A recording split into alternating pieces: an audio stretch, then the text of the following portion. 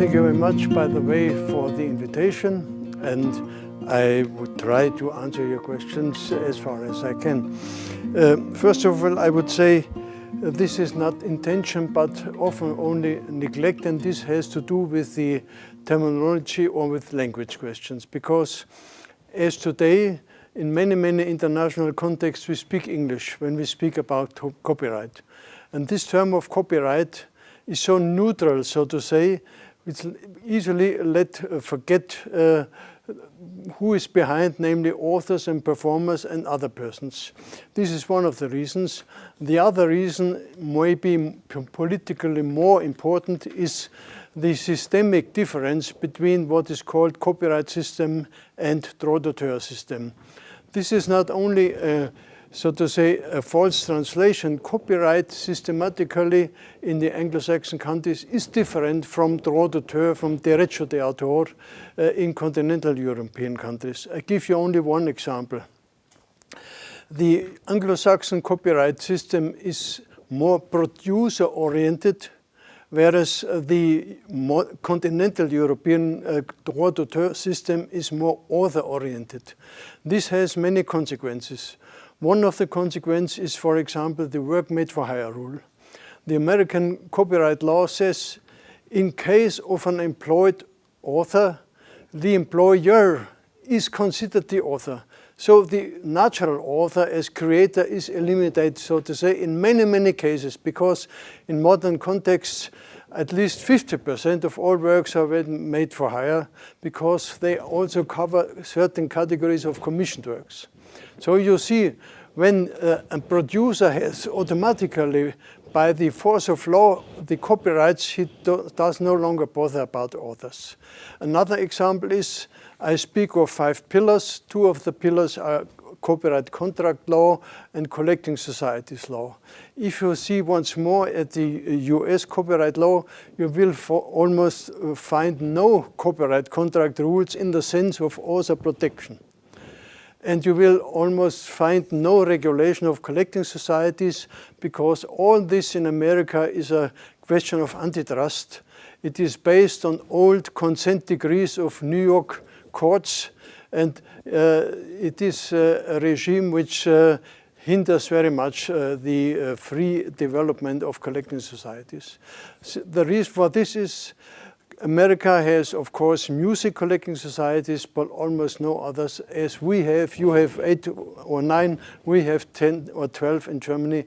The system of collecting societies is underdeveloped in Anglo-Saxon countries. Yeah. I would say we can differentiate 2 kinds of reasons. One more theoretical, discussed in academic circles, and the other one more practical, discussed on the problem of copyright mass infringement.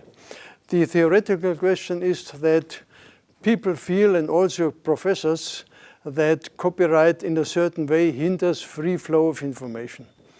And this, of course, is a difficult question, because a right to information is a basic human right in the same way as copyright, by the way, is also a human right. And there's a conflict of human rights. But correctly interpreted, we could say copyright was never a hindering ground for free flow of information. The only question is paid or unpaid.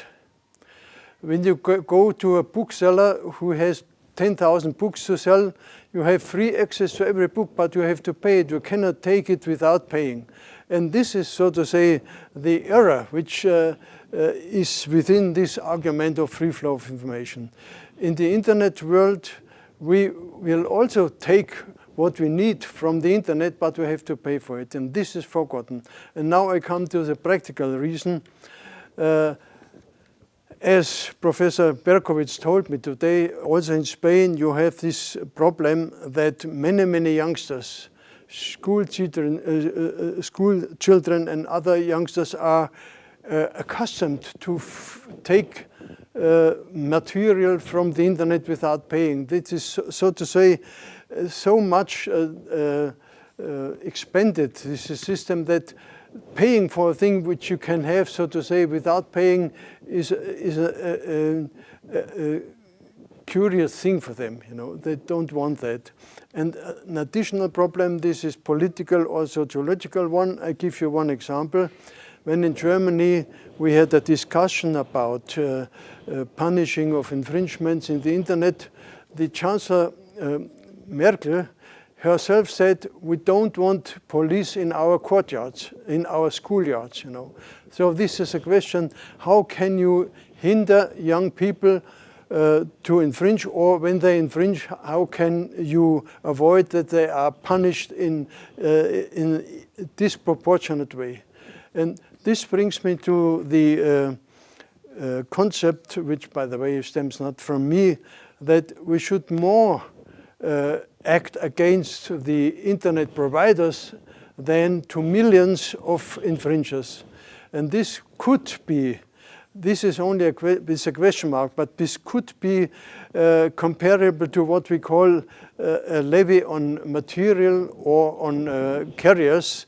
So to say, the producer of material for copying is levied. In the same way, we could find a solution on this way that the provider is levied and not the millions of people who download and make file sharing. Yes, this is a very interesting question of relation between exclusive rights and contractual rules. In many cases, for example, when you make a publishing contract with your publisher, you give him all the rights he needs for the publication of the book. And the question whether you get money for that is a question of contractual rights. In many countries, this functions rather well, in France and Germany, but not in all countries. And we have cases, for example, in the newspaper sector, where employed authors get almost nothing, even if they are authors writing for the newspaper. And I will refer here to a case decided by the German Supreme Court. The question was, is electronic press mirror, as we say, in German Pressespiegel, covered by the exception for normal, not digital Pressespiegel? And the court said, yes, under certain conditions, in-house use and so on, it is covered by this exception.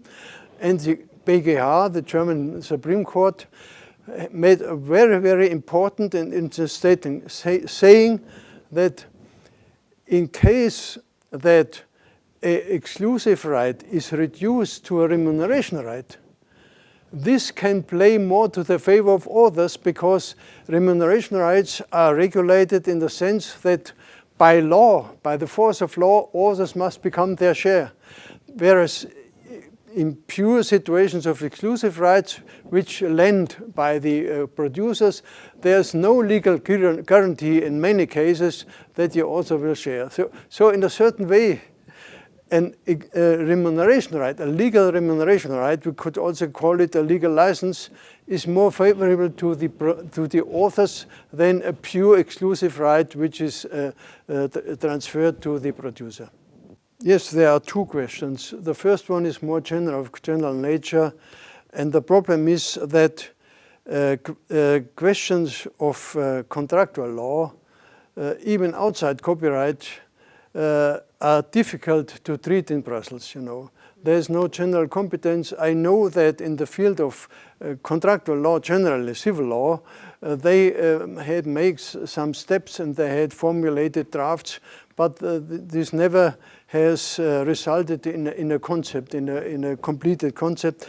In case of copyright, it is perhaps less difficult because we have the whole system, and some of the harmonization directives contain contractual rules, very single ones, not very systematic, but there are approaches. So I could imagine a more generalized system of contractual rules, for example, simply saying, as we have introduced in the German law, that in every case of use, an author or a performer has a right to remuneration. This could be a general rule which could, in my view, be introduced in Brussels. And the next question, I must tell you that I sympathize with this Spanish solution of film rights, because we have the same in Germany. I must tell you that in the film industry, a film producer and the film company needs the rights in one hand, you know. So they cannot, when they exploit the film works, in every individual case, go back to the authors. So I think a transfer of exploitation rights is a good thing here. But as ever, it must be compensated by a contractual rule internal, so to say. One side is the external aspect to further users, one is the internal aspect of remuneration. And when I would have a question with the Spanish situation, would only be whether this is regulated. Because when the law says equitable remuneration, nobody knows what that is. This should be, in one way or the other, be more concrete. Yes. This is, of course, a very complex question. It is not no other than the real question about collecting societies. What is their place in this system? And I will try in my speech to explain that collecting societies law is one of the 5 pillars of copyright as a system. And when copyright as a system is in the interest of promotion of creativity, in the same way, its parts and also collecting societies law is there to help promotion of creativity in those situations where individual management is not possible or is too costly. So from the beginning in the 19th century, collecting societies always were self-help organizations to help under the solidarity principle mutually in cases where an author alone is lost. And this is why I never have understood why the Brussels authorities have always thought that collecting societies primarily are enterprises. Only when they are enterprises, they are covered by antitrust. But if you say, as I say, they are self-help organizations comparable to syndicates, for example, they would easily come outside antitrust law. This is a very important point. And unfortunately, in Brussels at the moment, since about 10 years, the tendency is more and more to regard collecting societies as enterprises which must be controlled by antitrust means. I say we must be very realistic. There is misuse in the field of collecting societies.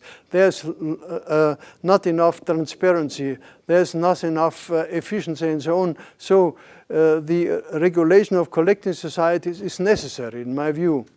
And insofar, the new directive is, so to say, on the right way, finding a regulative system within copyright.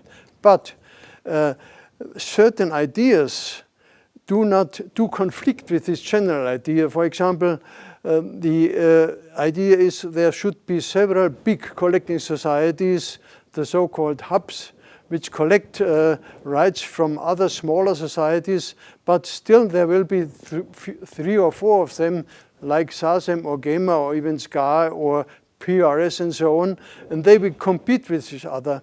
And I think competing of collecting societies is a bad thing. First of all, because it is not in the interest of the users.